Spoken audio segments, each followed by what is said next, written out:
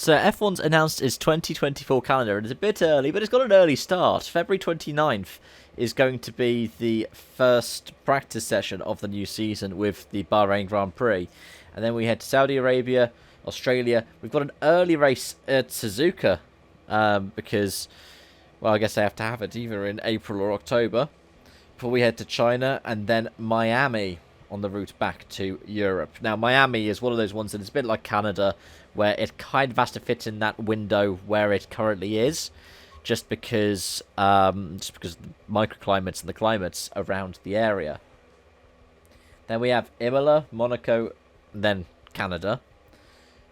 And then we have Spain, Austria, UK, Hungary, Belgium, summer break. And after that, it's the Netherlands, Italy, Baku, which is much later in the season than it has been, because I think the first ones were around June time, weren't they? And then they moved it to an early season slot.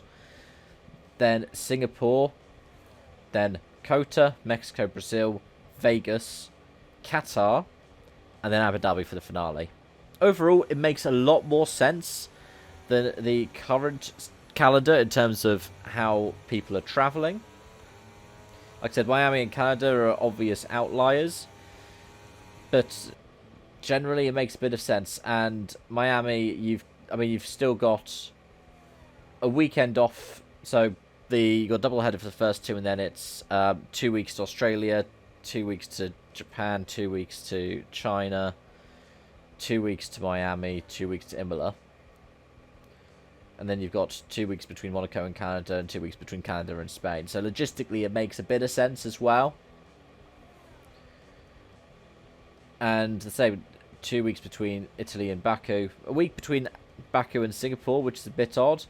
But then we have a break of nearly a month between Singapore and Kota. Then the only other one that doesn't make sense is how Vegas is. It's a bit like with this season where you go back to America after going to Brazil. Maybe there's something that makes logistical sense there. I don't know for sure. But yeah, overall, it's not that surprising. The return of Shanghai, we kind of expected. Suzuka being moved further forward in the season makes a lot of environmental sense. But then if we're still doing the swing out towards Singapore later in the season, it doesn't so much.